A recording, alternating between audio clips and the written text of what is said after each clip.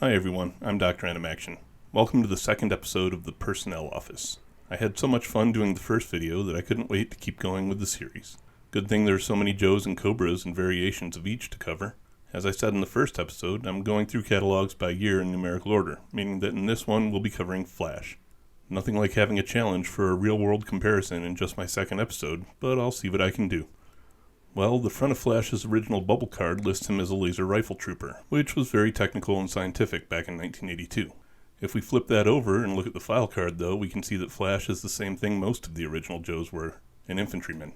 That means that he, like Grunt, is primarily an 11 Bravo. His codename, though, has a slightly more complicated origin than Grunt's, and specifically deals with lasers.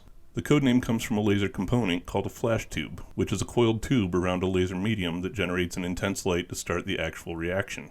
This ordinary light hits the laser medium, which can actually be several different substances depending on the type of laser, causes the electrons in the material to get excited and change their orbits, which then in turn creates photons. The photons bounce around a mirrored chamber and keep building up until they pass through a transition point consisting of a semi-reflective mirror as a lens. Photons pass through and voila, laser beam.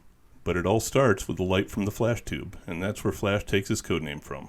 Back to his file card and his status as an infantryman, though. That's entirely possible. Infantry can carry a variety of specialized weapons and gear, so it would make sense to train one with a laser rifle if there were such a thing. His secondary specialties are a little unusual, though. He actually has two of them listed, with the first being electronics and the second being CBR, which is an acronym for chemical, biological, radiological.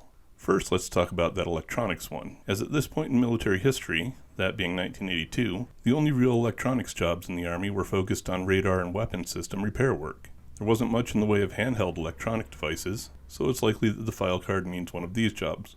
Each of them with some long school time to get rated in though, and because we can also see on the file card that he's an E4 at this point, it's probably unrealistic that it's an actual MOS form. We do see that further down the card it lists electronics and covert electronics schools under specialized education, which is probably referring to the real-life ordnance, munitions, and electronic maintenance school, which is where real-world Army soldiers with any kind of electronics designator go to AIT, or did before it changed its name and was integrated into the ordnance school. Also, for the record, covert electronics usually refers to surveillance equipment, so in the real-world Army it would probably mean intelligence-gathering devices like the Remote Battlefield Sensor System, or REMBAS. Those are basically sensors that you place somewhere and they collect and transmit data on whatever crosses their path. To the best of my knowledge, and keep in mind that I wasn't in military intelligence or any unit that used sophisticated electronics, the Army doesn't and has never had a school that teaches soldiers how to bypass and sabotage electronic systems in an enemy installation, especially not one they'd send some specialist in the infantry to. Usually if the infantry needs to bypass or sabotage anything, we do so with either C4 or an airstrike. There really weren't any kind of short courses or schools in the Army at this point to train soldiers in the kinds of jobs and tasks listed on his Impel trading card, so we have to assume that the secondary specialty refers to the training he's receiving in night school, like it mentions down in the flavor text. As for the CBR specialty, this isn't something they ever really address for Flash or show him working in throughout any of the G.I. Joe comics or cartoons. My best guess is that this is just an additional training he attended, and I actually attended a more modern version of the same course.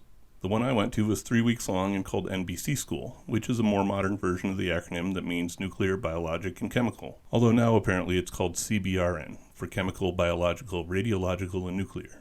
It's basically 3 weeks of training in how to respond to attacks of this type, how to use all of the various detection equipment available, how to treat casualties from these types of attacks, and how to decontaminate people and equipment. It wasn't really my idea of a fun school, as you spend one of those weeks in full MOP gear, which stands for Mission-Oriented Protective Posture, doing decon drills and visiting the CS chamber.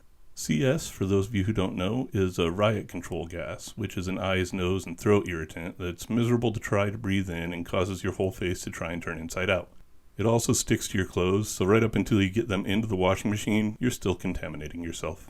Regardless of all that, it's definitely a school he could have gone to. It's just listing it as a military specialty that's misleading. As for the rest of his file card, it says he's an E4, like I mentioned earlier, so just like we talked about with Grunt, either a specialist or corporal, and again, I'd lean more toward specialist, with less than 3 or 4 years of active duty time.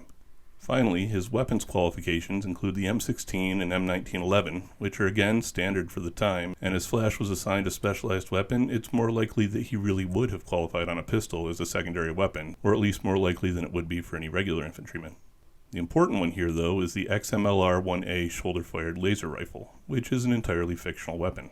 Even in the modern military, there aren't really any such things as laser weapons. The lasers we do have are primarily for self-defense and can be employed to intercept things like drones and missiles. The reason there are no real laser weapons comes down to power and lethality, since an effective laser requires a massive power source and has to be concentrated on a specific spot for a sufficient amount of time to really do any damage. That means that in a real-world environment, one that was small enough to be portable wouldn't have enough power to be effective, and even if it was effective, would only be used in very specific circumstances. That's not to say the infantry doesn't carry lasers, as depending on the mission, it's entirely possible they do, especially for special operations units. But those lasers are used for target designation and weapons guidance rather than as direct fire weapons themselves. So sorry, but we're still probably a long way from seeing a real-world equivalent to flash in the military. Also, for those of you thinking that being in the Army doesn't mean I know anything about lasers and stuff, you're absolutely right, but after the Army I spent my time in college tutoring math, physics, and chemistry before going to work for the Navy as a mathematician and doing tests and evaluation on developmental combat systems for half a decade. So I do have a little experience. Anyway, let's see if Flash's gear wins him back any points toward realism. Again, we have two varieties of gear to look at. The accessories his action figure came with and anything molded onto the figure. For the molded pieces, Flash is pretty boring, with no pouches or anything, which is odd because, like I'd mentioned earlier, with a specialized weapon system, he should probably have a pistol somewhere. In fact, the only noteworthy things about the uniform design on Flash are the red pads and the straps that go under his boots. I've seen a couple theories on the padding, and most people seem to think that it's laser protective. I'm going to say probably not, as his laser's been shown to slice through steel, so some padding probably isn't stopping it. I think it's more likely that the pads and the boot straps are both for a similar purpose, which is to ground him and reduce the chance of static electricity, since that's the worst nightmare for anyone working with sensitive electronics.